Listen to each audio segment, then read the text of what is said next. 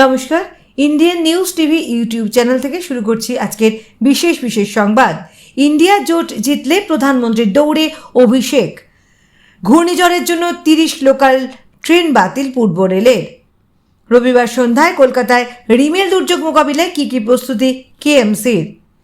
মধ্য কলকাতার একাংশে 144 ধারা পুলিশের ভাবনা চিন্তাহীন কাজ বললেন রাজ্যপাল। আসছে বিস্তারিত খবরে। ইন্ডিয়া জোট জিতলে প্রধানমন্ত্রীর দৌড়ে অভিষেক। গত এপ্রিল মাস থেকে শুরু হয়েছে দিল্লি দখলের লড়াই। প্রধানমন্ত্রীর কুর্সিতে এবার কে বসবেন তা জানা যাবে আগামী 4 জুন। আর মাত্র হাতে গোনা কয়েকটা দিনের অপেক্ষা, শেষেই চলে আসবে সেই মহেন্দ্রক্ষণ। তবে তার আগে বিহারের পাটলিপুত্রে দাঁড়িয়ে একটি বিরাট দাবি করলেন নরেন্দ্র মোদী। ইন্ডিয়া জোট জয়ী হলে পিএম হওয়ার দৌড়ে থাকবেন তৃণমূল কংগ্রেসের সর্বভারতীয় সাধারণ সম্পাদক অভিষেক। শনিবার একদিকে যখন দেশের একাধিক লোকসভা কেন্দ্রে 6ষ্ঠ দফার নির্বাচন চলছে, তখন পাটলিপুত্রে জনসভা করেন মোদী।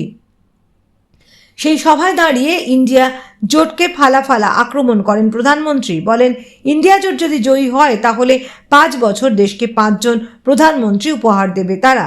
পিএমের কুর্সিতে ধরার এই মিউজিক্যাল চেয়ারে তৃণমূল পরিবারের ভাইপো থাকবেন বলে দাবি করেন মোদী।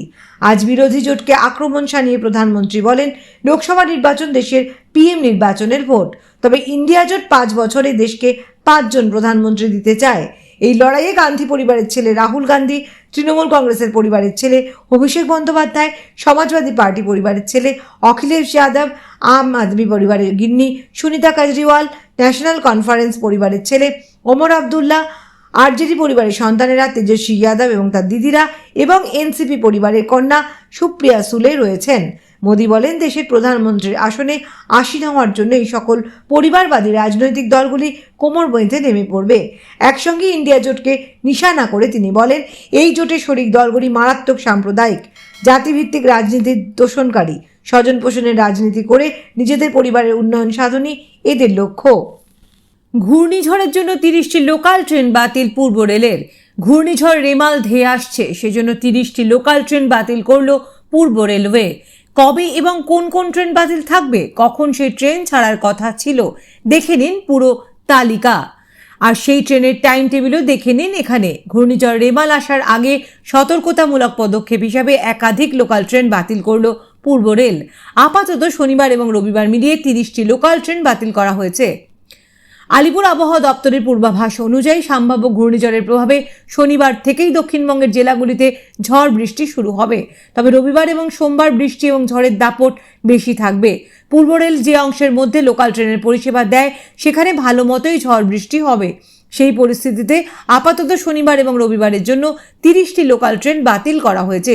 পরিস্থিতি দেখে সোমবারও একাধিক ট্রেন বাতিল করা যেতে পারে বলে সংশ্লিষ্ট মহলের ধারণা। রবিবার সন্ধ্যায় কলকাতায় রিমেল দুর্যোগ মোকাবিলায় কী প্রস্তুতি কেএমসির। রবিবার সন্ধ্যার মধ্যেই শহরে আছড়ে পড়তে পারে রিমেল। কলকাতা সহ শহরতলি দক্ষিণবঙ্গের একাধিক জায়গায় এর প্রভাব পড়বে। আগেভাগেই বিপর্যয় মোকাবিলায় প্রস্তুতি সেরে রাখল কলকাতা পুরসভা। 70 থেকে 80 কিলোমিটার বেগে এই ঝড় মোকাবিলায় প্রস্তুত কলকাতা পুরসভা বলে জানানো হয়েছে। প্রাথমিকভাবে ত্রাণ সামগ্রী মজুত করার জন্য কাজ শুরু হয়েছে। পাশাপাশি ফ্লাড সেন্টারগুলিকে এখন থেকেই প্রস্তুত রাখা হয়েছে। কেএমডির রেল, বন্দর, পূর্ত ও সেচ দপ্তর সহ অন্যান্য রাজ্য ও কেন্দ্রীয় দপ্তরগুলির সঙ্গে ইতিমধ্যেই বৈঠক করেছেন কলকাতা পুরসভার মেয়র ফিরহাদ হাকিম। কলকাতা পুরসভা সূত্রে খবর, ঝড়ের পরে রাস্তায় ভেঙে পড়া গাছ সরাতে বিশেষ টিম গঠন করা হয়েছে। 16টি বড়োর জন্য আলাদা করে টিম গঠন করেছে পুরসভা। Hydraulic ladder, crane, pay ladder, dumper ইত্যাদি প্রয়োজনীয় যন্ত্র প্রস্তুত করে রাখা হয়েছে। ঝড়ের পর গাছ ভেঙে পড়লে যাতে দ্রুত সরিয়ে নিয়ে যানবাহন পরিষেবা সচল রাখা যায় সেই ব্যাপারে বাড়তি নজরদারি থাকছে। পুরসভার তরফে 24 ঘন্টার জন্য কন্ট্রোল রুম খোলা থাকবে নির্দেশ রয়েছে তেমন। পুরসভার শীর্ষ আধিকারিকরা কন্ট্রোল রুম পরিচালনা করবেন। পাশাপাশি ঝড় বৃষ্টির সময় বা তার পরবর্তীকালে তড়িতাহত হয়ে মৃত্যু আটকানোর জন্য বাতিস্তম্ভগুলি আগে থেকেই পরীক্ষা করার কাজ শুরু করে দেওয়া হয়েছে। সিএসসির সঙ্গে সমন্বয় বজায় রেখে এই কাজ করা হচ্ছে। মধ্য কলকাতার একাংশে 144 ধারা পুলিশের ভাবনা চিন্তাহীন কাজ বললেন রাজ্যপাল। মধ্য কলকাতার একাংশে 60 দিনের জন্য 144 ধারা জারি করেছে পুলিশ। যদিও পুলিশ জানিয়েছে কলকাতার ওই অংশে 144 ধারা জারি থাকে। প্রতি 2 মাস অন্তর তার পুনর্নবীকরণ করা হয়। এই 144 ধারা জারি নিয়ে এবার সরব হলেন রাজ্যপাল সিভি আনন্দ বোস। বিবৃতি দিয়ে তিনি জানিয়েছেন এতে জনগণের স্বাধীনতা খর্ব করা হয়েছে। বিবৃতিতে রাজ্যপাল জানিয়েছেন, প্রাথমিকভাবে দেখে মনে হচ্ছে এই নির্দেশ জারি করার আগে সংশ্লিষ্ট কর্তৃপক্ষ মাথা ঘামাননি। 144 ধারা জারি নিঃসন্দেহে জনগণের স্বাধীনতাকে খর্ব করে, তাই এই ধরনের নির্দেশ সংশ্লিষ্ট কর্তৃপক্ষ ইচ্ছে মতো জারি করতে পারে না।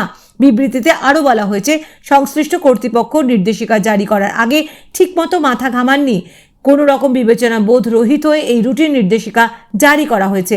প্রসঙ্গত, এই নির্দেশিকা জারি প্রসঙ্গে পুলিশ জানায় যে মধ্য কলকাতার ওই অংশে প্রতি 2 মাস অন্তর 144 ধারা নির্দেশ পুনর্নবীকরণ করা হয়। এর আগে 1 বছরের 29 জানুয়ারি এবং তার আগে গত বছরের 30 নভেম্বর 2 মাসের জন্য 144 ধারা জারি করা হয়েছিল। তার আগেও একইভাবে নির্দেশিকা জারি করা হয়। স্থানীয় সংবাদ এখনের মতো এখানে শেষ করছি। নমস্কার।